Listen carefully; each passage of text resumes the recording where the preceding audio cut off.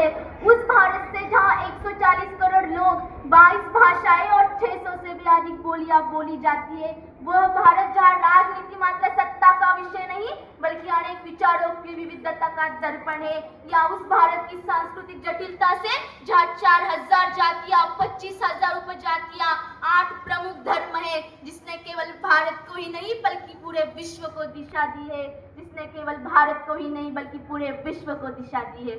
A very pleasant morning to one and all present here, respected principal sir, teachers and my all dear friends. Today I am here Snehal Prabhakar Harkar from grade 10 Prapti to speak a few words on Independence Day.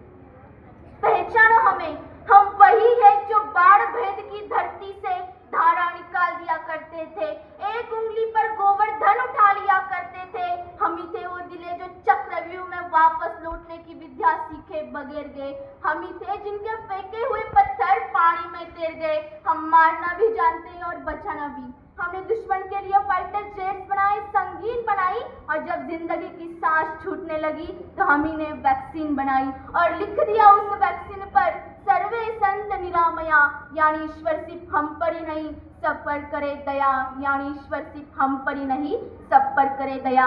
हम जाबाज है, हम जियाले हैं, हम आंधियों से खेले वाले हैं, हाँ पहचानो हमें, हम इंडिया वाले हैं, हम इंडिया वाले हैं।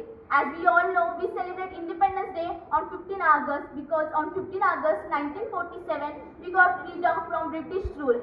As we all know this, we all are aware about this. But what about our freedom fighters who sacrificed their life for the freedom of our country? Like Subhash Chandra Bose, Sukhdev, Rajguru, Bhagat Singh, many of them they sacrificed their life for the freedom of our country. And our brave and pitiless soldiers who fight continuously and regularly on the border to protect our country. Then it's our responsibility to perform our duties sincerely to make our country the developed country and the great country in the world, to make our country the developed country and the great country in the world.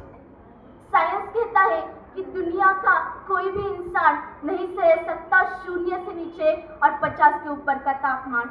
शून्य से नीचे चटक जाती है हड्डियां, 50 के ऊपर पिघल जाती है मांसपेशियां। फिर यह लोग कौन है जो -30 डिग्री सेल्सियस पर भी सियाचिन के ग्लेशियर में तिरंगे की तार कसे? यह लोग कौन है जो बाड़मेर की रेगिस्तान में 52 डिग्री सेल्सियस पर भी ठाके मार खसे? ऐसी जाबाजियां हाड़ मांस के पुतलों में कहा, इसके लिए तो कोई यश या देवदूत ही चाहिए।